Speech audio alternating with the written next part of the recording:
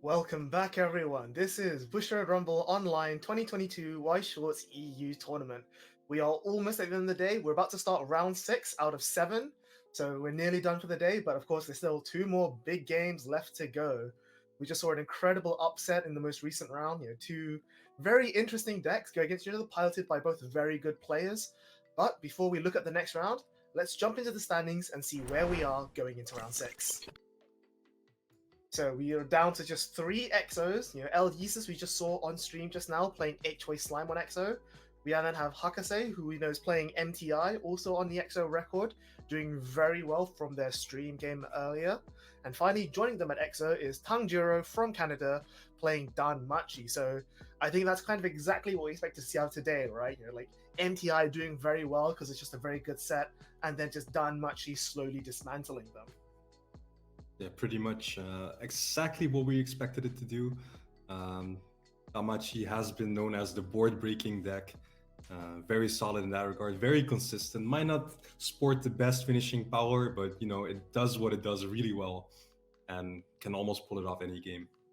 Yeah, and then we see a few X1s there. Mauricio DV, Avis, also known as Teo from YT Time, Darcy of WCC, of course Yabaka from Cellar DNB, and Serio Tanan, who we saw on stream as well in round 1, all doing very, very well. Quick note about Cellar DNB, Christian Yabaka. He is the only Tokyo Revengers player left in this tournament on an X1 record, so he's doing very well. So I think he's kind of carrying the hopes and dreams of that set on his back, but how much of that is the deck, how much of that is him as a good player, we will have to see. But then looking at 9th to 16th, the second page of the top 8, again, we still have 2 more rounds. There's still everything to play for. A lot of people still can make top 8. We've got in 9th place, 9th and 10th, we have Bao and Thundi, 2, again, very well-known German players. You're playing 8-win Sword Art and MTI. So, again, one deck that is a bit surprising to see and a deck that's not so surprising to see. And then joining them on an X1 is Roy Choi and Softly for the Win. And then we have a few names on X2 that are squeezing into top 16 who still have a chance to make the top cut if they win the next few rounds based on their breakers. We've got Fantasy, Asuna, June, who we saw earlier, and Kuro all doing pretty well. Quick list looking through here, and still a lot of MTI. I think Asuna is also a few Danmachi as well. I know Asuna and Kuro, I think, are on Danmachi. Yeah. Roy, I believe, is also on MTI. So again, the meta is kind of evolving exactly how we see it. I don't know if there's any exciting things to talk about here. Well, there's always the mention of SCO with Bao, who's usually known for playing some off-meta picks with like the 8-wind. We've seen him top last time as well with 8-wind SCO. And I'm sure that if he's playing that list again, he's looking to get that revenge, making it into tops once again and trying to get that first place spot this time. Other than that, Danmachi, as expected, really well represented, especially if you're targeting Mushoku. Should be a pretty good matchup for them. And other than that, I think it's pretty straightforward what we have here, almost as expected. Yep, so it's going to be very exciting. Again, there's still all to play for. We have a lot of players still in contention for top 8. Nothing's out of the way just yet. I think based on the numbers and this, the pairings, 1 or 2 X2s might squeeze into the top cut. So again, none of these players are out of contention yet. They're still all to play for. But I think we're going to start moving into round 6. We have a matchup. So it's going to be Fantasy and Mauricio DV, both of whom we saw in the top 16, still able to make it, still on an X1 record. And they're both playing Hololive. It's going to be a Hololive mirror match. And most importantly is their build. Because instead of being on the traditional Kanata Marine, which I think everyone has slated as the best Hololive build, we've got both of them playing Korone Rushia, which is a very more unusual build. So rather than talk too much about the deck, let's just jump into it and we can explain sort of the deck, how it works. So when you say Hololive Mirror, like still anything can happen, but having 2 of the same top ends, same level 1 combo is pretty interesting. And we can see here, looks pretty straightforward. I do see a couple of weird, or not necessarily weird, but some spicy inclusions. We see the Rushia level 3 bomb, I think, where if you play her with the Rushia combo, you can use her to remove almost any threat, and then she actually bounces back to hand, if I'm correct. Yeah, it's very good for fighting board. Yeah, especially given the current format, which is, like you said, all about fighting board. I think that's one of the weird reasons that I find that them choosing to play Rusia, because Rusia's definitely fallen off because it's not as good as warding up as Kanata, because Kanata can sustain itself, it can find new Kanatas to play, and as well as that, Rusia's finishing potential, when compared to the 3-2 Marine with the door combo, it's a shuffle back, which against the likes of Mushoku, against Tokyo Revengers, is a lot less effective in the current metagame. So I'm very surprised that both players are doing this well with Rusia in board at the moment. So we'll see how this works out. Again, like loads of one-offs here. He's playing a very aggressive tech choice. We see one-off counters, one of the 3-2 Pekara, only one of the 3-2 healer Marine, which we usually see in much higher counts going alongside the Rusia. And again, a very aggressive bottom end as well. You've got one copy of the 1-1 Aqua that can't be reversed by cost zeros, one of the Kiara Drop Searcher from the promo pack, one of the Botan that goes to memory to top 3, maybe he wants to dig for climaxes, and one of the Gen 4 event, which is even more new. Like, I don't think I've ever seen that being played in lists before. It's a very useful event to have, even though it might not be ran as much. It pretty much set up your whole combo once you reach level 2. Like, you can grab 2 pieces from the waiting room at the cost of playing the event and discarding one, which usually is enough in grabbing the 2-1 Flare, which you require, and grabbing the Rushia, which you need to play from hand as well. Almost guaranteeing that you have the Rushia combo as soon as you can play it from hand. Yeah, it's also worth mentioning that they're playing a lot less utility in the bottom end. Like, they've got the Coco clean cut effect, when it reverses, save something else. And they've got 3 copies of the Shion bottom deck bomb, as well as the top check. So they're not playing Fubuki for power pump or milling. They're not playing any of the other zeros that you would normally see, like, say, the Choco, which is a mill and a salvage. So what they're trading in terms of accessibility, they're gaining just raw power to board, which, again, is not usually one of Rusia's strengths, but it is pretty well suited to this meta. So let's flip over and take a look at his opponent, Mauricio's list, and see what differences there are here. So Mauricio's list is a lot less teched out, it's a lot more streamlined and a lot more straightforward. So you can see here, more copies of the Choco, more copies of the Marine Healer, and just more utility of the Zero with the Watame Climax Swapper and the Coronet Runner. So I like this build a lot more. It's just trying to do what Rusia does best, which is present these strong lanes, sustain them into the late game, and quote-unquote punish your opponent with shufflebacks, which I guess in this particular matchup in the mirror might actually work out. Yeah, so a big thing with the previous list was there were a few cards included, such as the Rusia level 3, that work off of being early played with Rusia, making it a bit more interesting. This deck actually forgoes that. The only actual card that has any benefit of being played with the Rusia is the Marine, which you mentioned before. You get the heal, you get the bonus soul. The other level 3s don't actually function when played off of the Rusia. Sure, if you, for example, play the Subaru with the Rusia at level 3, you might be able to resolve her burn effect, but it's practically impossible at level 2. And then, yeah, we just pretty much see pretty straightforward, pretty streamlined level 0 and level 1 lineup. Yeah. Not all that different, I'd say. Yeah, I think the other big weakness of Rusia lists nowadays is that when you look at the metagame of like MTI, Danmachi, Mushoku, all of these decks are playing to the board, playing to like whiteboard every turn.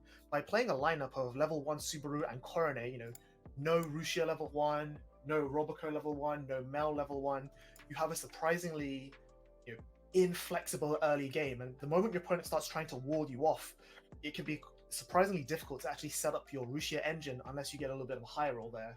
But again, in this mirror match, neither of them are going to wall each other off, and they're both just going to be able to go into the Rusia game and just see who tanks up better. But I think the players are ready, so as I just said, let's see who tanks up better, let's get into the game and see that play out. So, if anything, but having seen both lists, I do think that Fantasy's list is slightly better geared towards the mirror, like especially the exact mirror. Using the 1-1 Aqua Bomb, using the Rusia, you'll be able to contest the level 3 Rusia quite easily, I'd say. And especially when she can gain some insane powers, like let's say 13 plus K, having those extra outs is quite nice to have in this specific mirror. I wonder if those cards were included for that reason, but they're gonna pay off and they're gonna play a big role here. Yep, so I think the names are reversed again because we just saw the player on the left playing the Coronet Runner and then triggering the Subaru level 3, which I think is in Mauricio's list and not in Fantasy's list. So we'll get that fixed very quickly. But yeah, like you said, having these tech options in the form of the Pekora, the Rusia, and the Aqua is definitely going to make the big difference because, as I mentioned, Rusia's game plan is to stall the board, fight for presence, which again, as I mentioned, is maybe it's not as good at in the current metagame as other decks like Tokyo Revengers or Mushoku. But in this matchup, because Fantasy has the more tech options to do so, he is in a better position to fight for the board and come out on top in that manner. Yeah, so we saw the runner from, I believe, Mauricio. The names are still not fixed.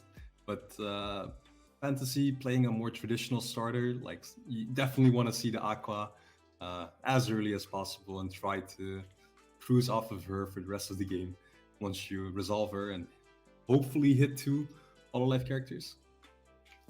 Yeah, exactly. We actually do see him tri-field even. Which I think is one of the big strengths of Hololive. It's a deck that can very easily tri-field. It's got a lot of strong zeros in utility. The fact that Mauricio actually started with just a Coronet Runner, I would argue, is potentially disadvantageous for him because he doesn't have the ability to fight back as effectively and getting this damage lead. He's got quite a few cancels, which is nice, but it's still going to be, he's still going to be fighting back against all these resources, especially when Fantasy Zeros almost basically refund themselves. Yeah, and usually I'd say in an exact mirror, you'd probably want to hit 2 first and then set up your Rusias first, since you're quite big on defense and can be pretty hard for your opponent, which has the same power levels to scale. However, in Fantasy's case, since he has so many tech options, just pushing him to level 2 first, forcing him to set up the Rusias, and then easily removing those is a valid option as well. It's also worth mentioning that neither player is playing options that remove themselves from the board, like the Polka. So when either player hits level 1, it's just going to be like, when Coronet hits the table for either side, it's basically going to be a free farm. So in that case, I don't see there being much. I don't see either player gaining much of an advantage or a lead in this early game until level 2, where it becomes, who gets more Rusias, who gets the second Rusia onto the board first, basically, right? Yeah, definitely. It's more of a game of, manipulating and dealing enough damage that, you're putting your opponent in like a comfort spot for yourself. For Mauricio, I'm expecting he wants to. Actually, it doesn't matter quite that much. As I said, Fantasy has all those outs.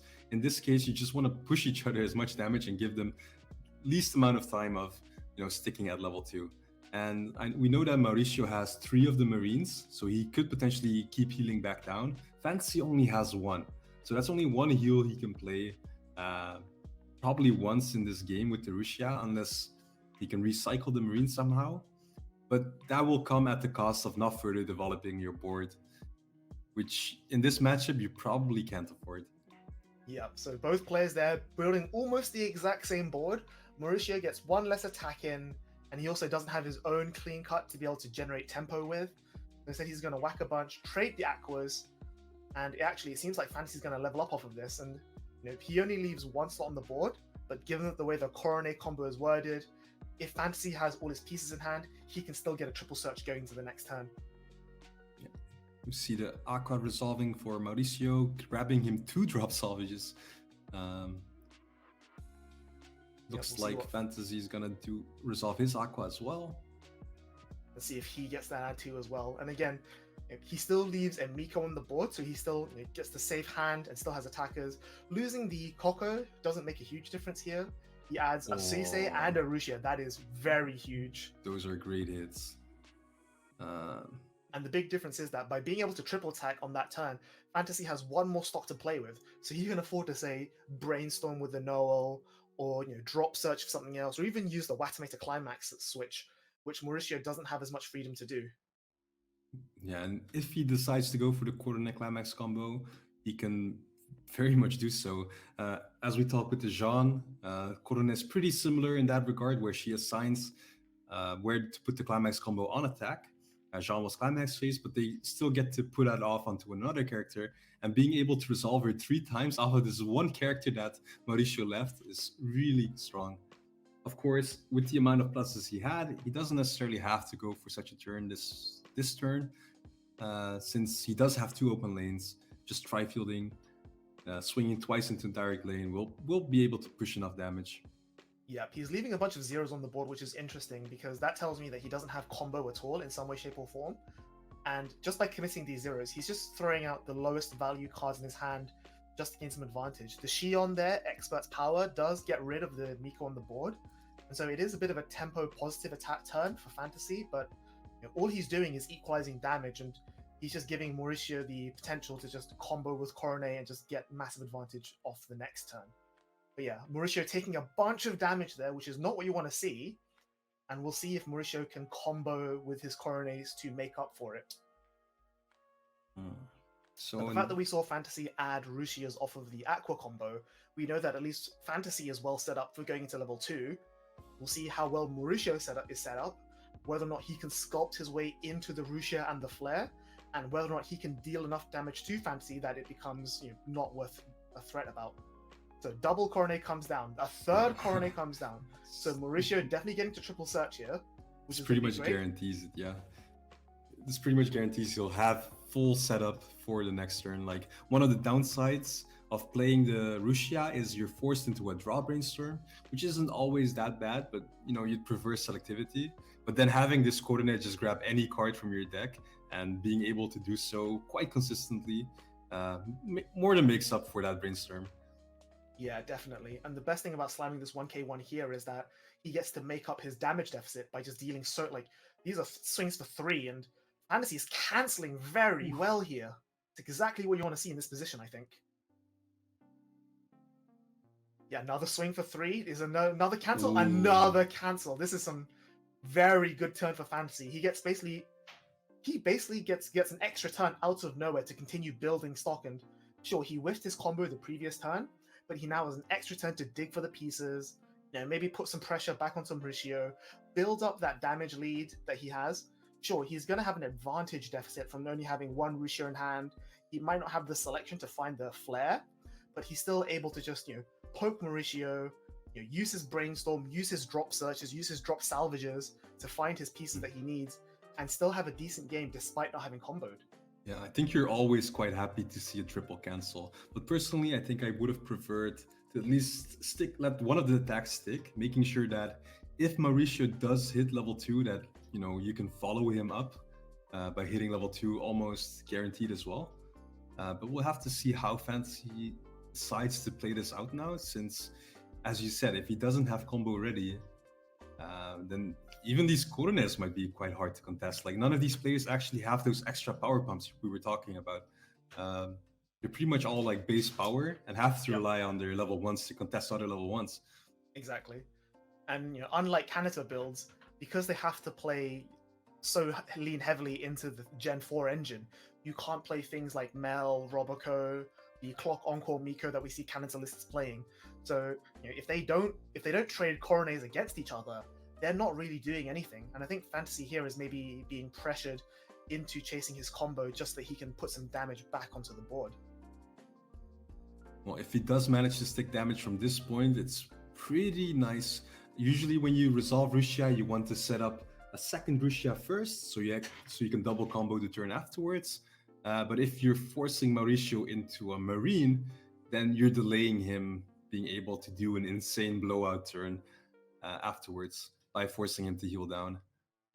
It's always something you have to weigh off in this deck. Like, do I want to set up the Rushia for a potential big swing by shuffling cards back? Do I heal now and then maybe like stall for a turn before doing something like that? It can be quite hard, especially in the mirror, to decide which one's better. Yeah, so Fantasy there does slam the climax, does have the combo, but unlike Mauricio, he only gets one search out of it, which is pretty painful. I think he's going to be crashing this Miko in for 3. Mauricio gets a pretty good cancel.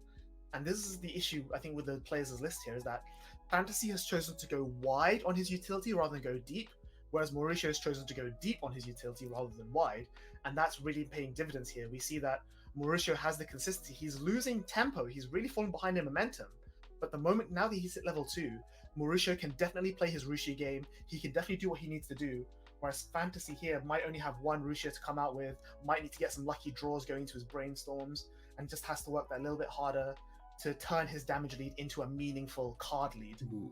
So hitting this gate here is quite nice in guaranteeing that climax.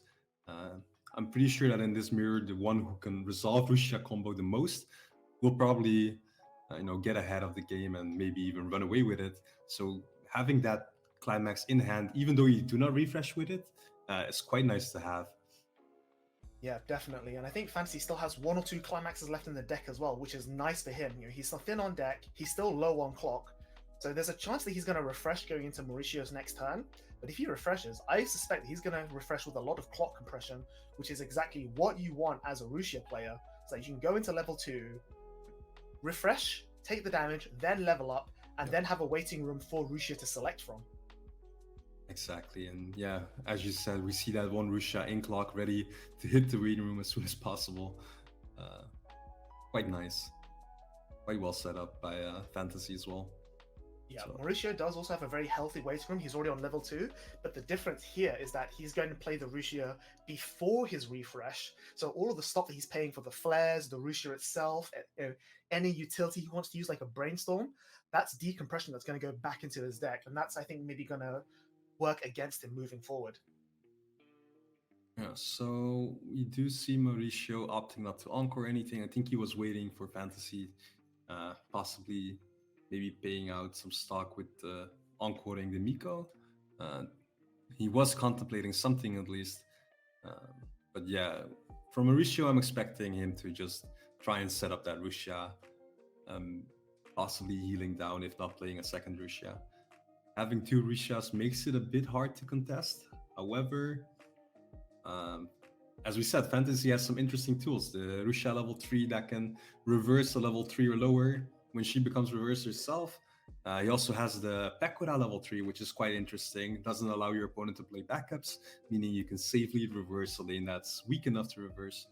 And yeah, the flare comes down, which allows him to play at least one. Yeah, this is what we were saying about how if Fantasy sets up the Rusias first, Mauricio has no way of breaking that board other than with his own Rusias. Whereas if Mauricio sets up Rusia first, Fantasy can play the Rusia, the Pekora, and break this Rusia board easily. And I think that's really going to come into effect going into his next turn. The other thing to be aware of is, again, we're talking about this difference in... This is a game of utility, right? The strength of utility is what's different in this game. And Mauricio does set up a double Rusia turn, but he's burned all of his resources to do so. Whereas Fantasy is probably going to be giving up a lot less because he has so much more stock to play with, and he has not as strong selection, but he still at least can make one Rusia. And he hit the pants the previous turn, which I think is going to be huge for him. Wow. Big cancel on 4. Big Very cancel. lucky. I think that's the last climax in his deck. So he's going to be 6 going back in, 1 in his hand, 1 in his stock, but that's still more than enough for him. So one thing that is interesting... Oh, there was between one the left. lists- So One actually, more.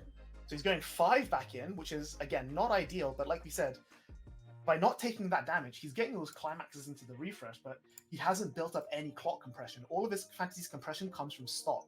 Whereas again, Mauricio is going to end this turn with all of his climaxes going back in, but with only 1 card left in deck, giving Fantasy or 2 cards left in deck, giving Fantasy the perfect way to smash in. Yeah. So one thing of note, like we were talking about how Fantasy had a lot of outs against the Rusia. I did notice that Mauricio is the only one of the 2 players that actually has the anti-change counter included, which also can be very devastating if resolved against the Rusia. Like bottom decking one and winning maybe a potential other lane is quite, a very game-winning play. So Yep. Fantasy might need to respect that when he tries to deal with it with like the level 3 green Rusia or like the 1/1 Aqua. I don't think so, because Mauricio, it looks like he only has 2 cards in hand, and the anti-change counter needs you to discard 2 on top of the counter, so he might not have the resources Ooh. for it. Another huge overswing coming in. Can Fantasy cancel again off the top? No, he doesn't, but to be honest, I don't if think I'm he in his minds. shoes, yeah, you're going to level 2, you have all the pieces you need, you got a huge amount, there's a Rusia and Cloth that's being leveled away.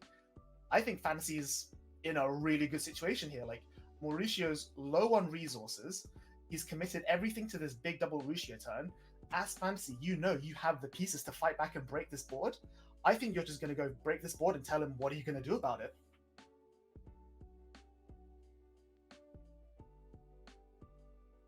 And I think what can Mauricio do about it, right? He So doesn't have enough hand for counter. He can encore the Russias, but does he only have two hands? It's really hard to tell. Uh, but yeah, Flare comes down. if he doesn't have access to the counter, then just trying to maybe play it as a vanilla counter 2-5 might be enough to win one lane, but it doesn't hard remove the Rusia, so you can just encore them anyway. Exactly, and the big problem always is that when your boards are going to be exactly the same, you have to have the Null and the Flare in the back row, and you have to have Rusia in the front row. Those Rusias are always going to be like 13-5 no matter what, but the difference is that the turn player gets to have a climax, and that's what pushes them over the edge. So again, like you mentioned, the fact that I think I'm looking at Fantasy's list, and the only counter he has is the 1/1 Mel counter that that pays for itself with a blind stock, compared to Mauricio, who's playing, as you say, the anti-change Suisei, and he's also playing the Hachama rest counter. Both players are actually playing the rest counter. Oh yes, correct. Fantasy does have the rest. I just saw it there, yeah. But again, they're only playing these 1 or 2 outs, and past these counter outs, Fantasy has the other pieces to break the board on the offense, and I think that's what's going to make the difference here. I think you're right, but we do see him possibly milling for like a different target. Maybe he wants to see one of those special techs he has to be able to spawn that instead of a second Rusia. Not completely sure if that's the correct play here, but these players are probably more familiar with this mirror match than I am. So in this scenario, I'm expecting another copy of the Rusia and just trying to overpower. For sure. Like, when you put forward 2 Rusia lanes, you basically tell your opponent, you have to have anti-change counter right now, or I'm going to roll away. So we see Mauricio spread out his hand. He's got 4 cards. It's so he can actually pay for the counter if he has it. So Fantasy can attack here to bait the counter. That way, if Mauricio wants to discard 4 cards to remove that Rusia, he not only saves 1 Rusia lane, but he's still going to whack his compression down really badly. So Mauricio countering here would be ideal because he wins 1 Rusia on power and then removes the other one. But again, it's really bad for his compression, and I don't know if he wants to do that. Yeah, so since the Rusias are pretty much equal in power, the only difference is the climax being played, which gives Fantasy's Rusias 1k power.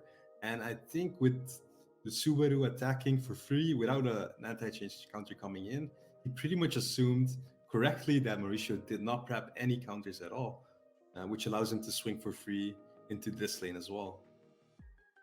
Yeah, and the question is, does Fantasy have any counters of his own? Because the way that Mauricio is going to play this turn now is, I fully expect Mauricio to double hand encore both Rusias to keep them alive, and then dig for the second climax that he needs to Rusia again, salvage 2 and shuffle back 4. But whether or not he can make any value out of that remains to be seen. Yeah, so neither Rusia being, actually hard removed from the board makes that play a lot more viable. Maybe Mauricio's thinking, I don't even need to spend extra stock at all. However, one thing we forgot to consider is that Mauricio has a second copy of the Noel Brainstorm. Oh, he does. Which gives Rusia another 1k. That's why they're trading, because the Noel Brainstorm counteracts the climax. That's actually really big. That's a huge blow for Fantasy there, because it means he has to encore 2 on his own turn, as well as on Mauricio's next turn. The counter coming in, which does keep 1 Rusia alive, which is nice, but again, I think it might be too little too late. And obviously, not having the rest counter effect anymore, it means that he loses the ability to defend against the final turn. But yeah, losing the Null in the front row there means that Fantasy now is less pressured to keep everything alive. I think he's still going to encore, but he's down to a lot less cards. I think he's like, 2 or 3 cards in hand, one of which is the climax that we saw him salvage just now. Yeah, so you only opted to encore 1, which was the one that got countered. Oh, wait. I think he's looking at paying 3 stock, which nope, he's just going to hand encore that one as well. So we know that the only card left in Fantasy's hand is the Rusia climax. So if he's going to, assuming that Mauricio hits his climax or hits another Noel Brainstorm, Fantasy's going to have to start paying 3 stock for these Rusias, which he has at a massive stock advantage, which I think he's not afraid to do. Mm-hmm. The problem is that if he doesn't keep those Rusias alive going to his next turn, he has to spend that climax rebuilding a board. Whereas if Mauricio has a climax now, with 2 Rusias on the board, he can afford to spend that turn, instead of building a board, salvage the hand and set up for his going forward. Yeah, so the second turn in a Rusia combo, when you have both pieces left on board, is where things become interesting, because now you can start choosing different options. Like you can now set up a Marine heal since you don't have to have a second Rusha on the board anymore. You can also choose to shuffle back, which, as we saw, Fantasy triggered a climax turn. He already had one in hand, I think. So shuffling back 4 cards into his pretty uncompressed deck might be devastating in pushing him to level 3. Yep, Mauricio there dropping the Watame Climax Swapper, so he finds the gate combo that he needs for the Rushia, which is something. But again, he's been playing at a massive stock deficit. He has loads of hand, but okay, he's building some hand with the Brainstorm, but again, he's not going to find ways of winning this game unless he uses Rushia to salvage, and it's still tempo positive for him, but it's not like in the same reign as Fantasy, where Fantasy can just put all of his effort into breaking Mauricio's board, and all of those pluses that Mauricio is building needs to be wasted on keeping his Rushias alive. Yeah, and one pretty important thing as well, since the Rushia that got spawned by Fantasy did in fact get reversed and technically sent to the waiting room before encoring, she did lose on the bonus power she gets from the Rushia, meaning that even Mauricio's base Rushias are strong enough to contest both, which I think might be pretty important this turn. Yeah, that's right. So pretty much I think every single Rushia other than the one on Mauricio's far right was encored. Oh, Watame bottom decking a Rushia is huge here. Ooh. So that's gonna prevent Fantasy from paying 3 stock. So yeah, like I said, even if Fantasy pays 3 stock for his last Rushia, his next climax turn needs to be spent on rebuilding his board rather than salvaging and shuffling back Mauricio's board, which is going to be a massive tempo loss. So I think Fantasy is going to need some really strong cancels here. Even with the shuffle back 4 coming in, he's going to have any hope of staying in this. So the Subaru comes down, which is going to be one of Mauricio's ways of ending the game, which I think is very relevant because Fantasy doesn't actually have that much more raw damage output. He just has soul damage and healing, but that's it. Yeah, so one Subaru on the back row, and we see Fantasy looking for cards to shuffle back, so we can assume that the second Rushia will be shuffling stuff back. Probably some useless cards, at least. So that if Fantasy draws into any of them, he doesn't really have an use for them to contest the Rushias. Yep, and like I was saying at the very beginning, again, this is a war of attrition of utility. And the fact that Mauricio has way better utility than Fantasy is what's allowing him to maintain this hand size. Like, he's paying all of his stock, but who needs stock when you have the Rushias on the board? Like, because stock then turns into tempo, and tempo is what wins games, in my opinion. So yeah, he's going to salvage 2 cards, shuffle back a bunch of cards for Fantasy, and I think he's going to equalize this damage deficit, force Fantasy to pay stock to encore his Rushias, and still be in a good position because Fantasy is going to be rebuilding his Rushia board as opposed to shuffling back and salvaging. This is, of course, unless Fantasy has a Rushia in hand or draws one to rebuild with the Flare, but then he doesn't get to Brainstorm, he doesn't get to maintain his advantage, and yeah, we're just going to see a bunch of damage come through, I think. There it is. Yeah, I think this is the time that Fantasy is going to fall behind. Yeah, pretty scary getting 8 shuffled back. However, Rushia does not actually have an extra way of dealing damage. So, even one cancel can be quite big, but we see 7 straight being stuck here. So that 8 shuffle back definitely paying off immediately. Really big turn for Mauricio. Yep, and the difference between Fantasy and Mauricio is that if Mauricio stays at level 2, he plays more copies of the Marine Healer. So he's always able to actually heal down from 2-6 or 2-5 down to 2-2 or 2-3, whereas Fantasy does not have that option. Yeah, and especially with no alternate finishers, such as the Subaru we talked about, can be quite hard for Fantasy to catch up. He invested a lot of his slots for some outs against mirrors or similar types of matchups, but as a result had to forego those finishing options that Mauricio did include in his list. So we'll see how Fantasy navigates this turn. We do know that he has one more copy of the Rushia Climax in hand because he triggered yet another one last turn. Of course, that does affect his refresh compression, but if he can turn it into some solid damage here and break apart Mauricio's board again, despite being level 3, he might still have a chance here. Of course, the other important thing is that unless he can properly deconstruct Mauricio's board, Mauricio can just hand on core his Rushias, shuffle back Fantasy's uncompressed deck, and then just be off to the races and stick a bunch more damage and go for it. Yeah. So we opted the clock there. Actually finds the rest counter off the top, which is pretty big in this scenario. Uh, as we said, Mauricio does have some extra instances of damage, but even with only one extra instance, like shutting off a complete attack, can be huge in this matchup, allowing Fantasy to have an extra turn. And there we see the event actually that we were talking about earlier, the one-off event that will allow Fantasy to grab anything he desires from his Wigger Room. I don't see a Rushia in there though, which is very concerning. I think in this case, Fantasy would like to heal back, and I think there was a Suse all the way in the back, which might be one of the Yeah. valid targets. It is a heal to stop, which is not bad. The only concern is that he added back the rest counter, but if he discards one to heal to stop Right. with the Suisei, he might not have enough hand to use the rest counter afterwards. So again, this is where, like I keep saying, the war of attrition of utility comes into play here. Mauricio's deep utility means that he can afford to like spend his resources very Ooh. brazenly and do whatever he needs. Fantasy they're actually dropping the rest counter because he realizes he won't be able to pay for it.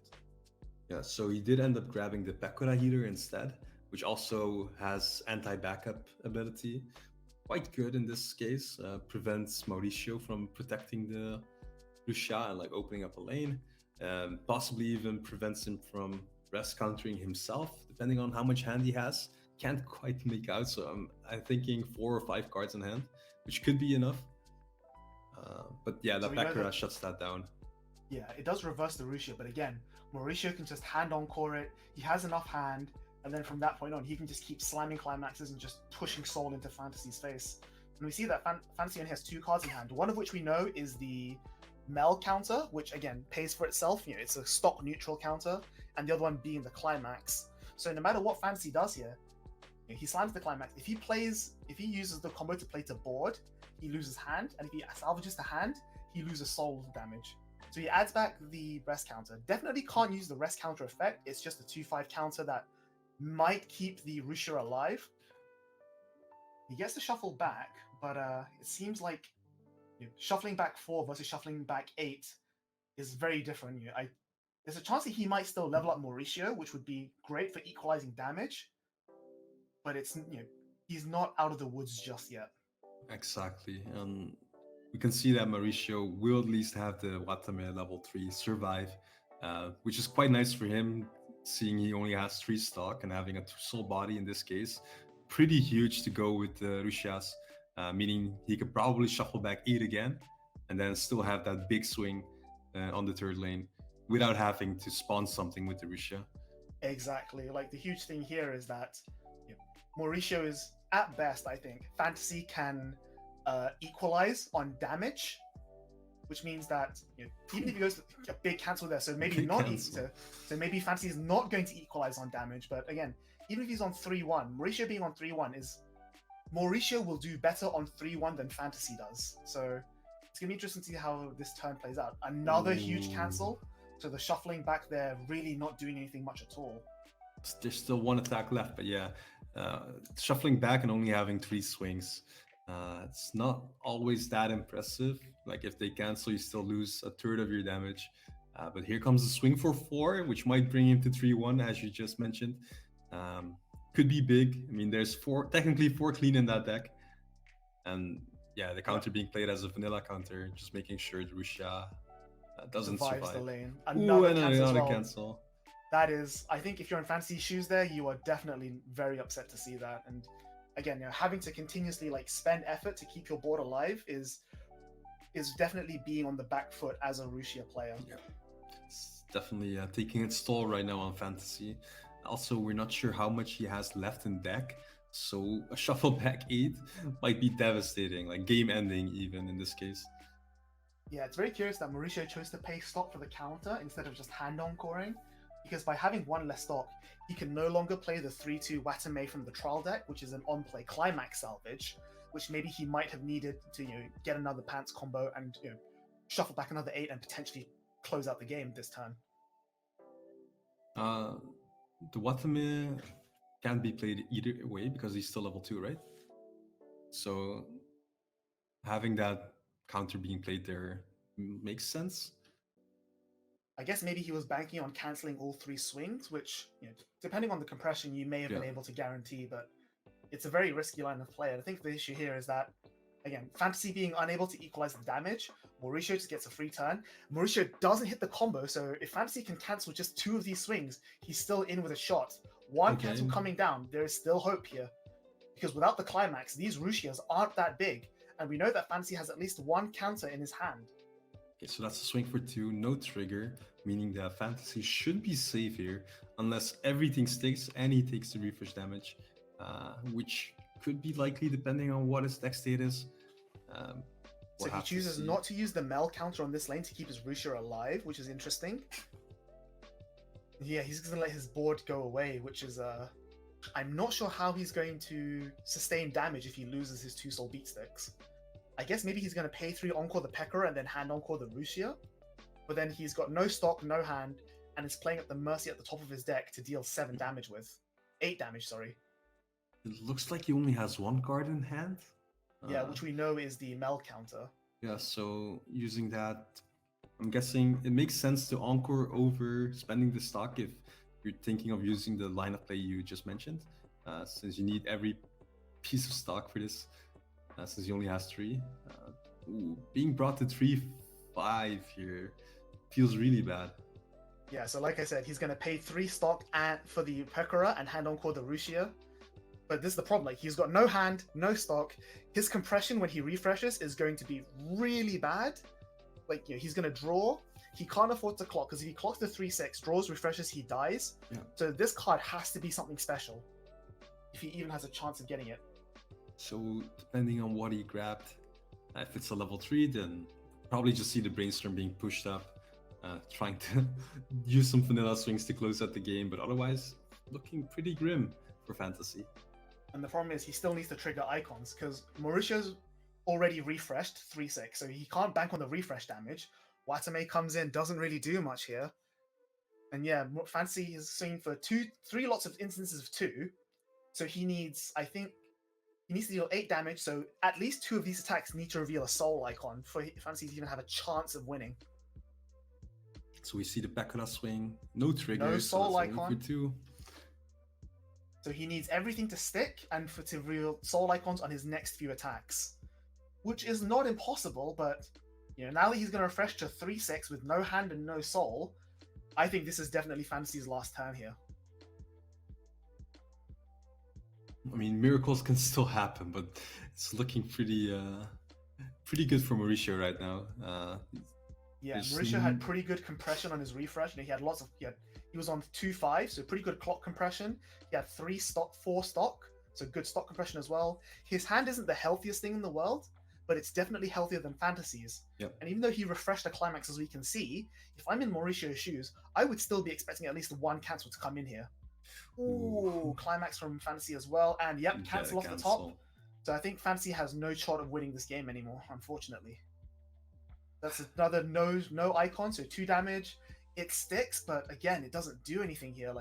And now Mauricio has 3 stock, is level 3, can start slamming his Watame climax salvages, can play maybe the Matsuri to stop wash a little bit, and just push Fantasy a little bit deeper. Fantasy triggers there, his Rushia doesn't really do much. 3 damage sticks, but again, Mauricio has all the body in the world. He's got 2 soul on the board in the Rushia still. He's got an empty lane to swing into. He just needs to deal 1 damage. He could even push forward his back row to side for 1. Yeah, so in this scenario, even if you don't have the climax, the Korone he just played allows him to confirm his triggers, possibly even side for 1 if he has the Marine to play, like playing the Marine, using your ability, siding the Rushia for 1 would be pretty good. A lot of options in this turn at least. Just need to find that 1 damage. And I'm pretty sure he will. Yeah, he knows the top 2 cards of his deck, so he can always use the Coronator front. He's going to go here first for a massive overswing, which I do like. It's probably going to cancel, which it does. And then he knows that this Coronet can just side for 1, which is guaranteed lethal. There it is. Trigger the choice. I think it's just... slow roll. The cancel. So miracles can indeed happen. So now the Coronet is fronting for 1. Triggers, whiffs. Fantasy could still cancel 1 here, salvaging the Marine, and he doesn't do it. That's going to be the game. The chances were there. The next card was the climax. What a shame. No. So close. Fantasy Maur- making it exciting until the end. You love to Man. see it. Again, it just goes to show you that, one soul pip on the trigger check can change everything. If Mauricio had revealed a soul icon there, Fantasy would have survived. It's, again, really showing you again, like, I'm just going to keep using this phrase. It's a war of attrition of utility. By going deep, Mauricio could guarantee that he had all of the pieces he needed, and despite losing the tempo and the advantage in the early game, he was able to stick his Rusios. He had the extra power to keep them on the board. He had the extra hand to keep them on the board, and that's what extended his lead, and he was able to overcome the damage deficit. Yeah, definitely an interesting matchup. Mirrors are usually a bit played differently than you would against other decks, and we've seen some of that here, where like power lines were pretty comparable. So sometimes both Rusias were crashing into each other instead of like one overpowering the other. Just showcase like that you do need some intricate matchup knowledge even against your own deck, and yeah, and it paid off for Mauricio at least. Even with all the text that Fantasy had, we barely saw any of them. We did see the Bakura like do some work, but it wasn't enough, and just a straightforward build actually managed to seal it in the end. Well played by both players. For sure, and it's like I was saying before, right? How the different angles of attack in Weiss have to be approached differently. If your opponent's trying to play a slow board-based game, the way you beat that is different if your opponent's playing a high damage rush advantage-based game. And we see there that all the tech options that Fantasy were playing were good against the likes of Mushoku and against Danmachi and against all these other standby decks, but perhaps not as good into the Rusia match, because Rusia is all about confirming damage, stabilizing a board, and keeping your things alive as opposed to destroying your opponent's board, because your opponent's in the mirror match, everyone has hand on core, so you're never getting rid of the Rusias. It's just whose Rusias have the bigger impact, and we saw there Mauricio was able to utilize his Rusias for the big impact because he had all his pieces in him. He had all his chickens in a line already. Yeah, we definitely saw that with that one turn where he managed to shuffle back 8, as well as set up his like quote-unquote finishing turn, which he actually never got to use. Definitely very strong turn there. I think that turn pretty much sealed the deal in regard to that matchup. Too big of a lead for Fantasy to catch up, and we saw him struggling. Like, sure, it was possible even with some extra triggers, but Mauricio wasn't sweating. I wouldn't be sweating in that position. Exactly. Seemed pretty fine. Yeah, for sure. And like I keep saying, Rushi is one of those builds that I think has fallen off in favor of the more aggressive, because there are so many decks now that are trying to break boards like Danmachi that I would consider the Rusia build to be unstable and not really viable anymore. But in this case, the fact that they both made it X1, which again is still surprising to me, but this was probably the best matchup they could have asked for compared to, say, Tokyo Revengers or Danmachi, which might have maybe deconstructed their game plans, which meant that at least one of them is going to be moving through to round 7, possibly even top 8, and yeah, we'll see how it does against the rest of the meta. But that's going to be it for round 6. We are going to take a break here. Thank you for Nando for joining me here, but I think for the last round, it's going to be me and Leon leaving you out. But this isn't the last you see of Nando. He'll be back for the very end. But until then, don't go anywhere. We'll see you after this break.